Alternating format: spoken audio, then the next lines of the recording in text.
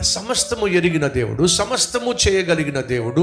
అలాంటి దేవుని చేతిలో నువ్వు సంతకం పెట్టి బ్లాంక్ పేపర్ ఆయన చేతిలో పెడితే ఆయన నీకు కీడు చేస్తాడా? ఆయన లేదా ఆయన మాట వినే నిన్నో ఘనపరుస్తాడా? మీరు చెప్పాలి. అంటే ఇంక నా ఇష్టాలు ఏం జరగవా? పిచ్చోడా, నీ ఇష్టం అనేది లిమిటెడ్.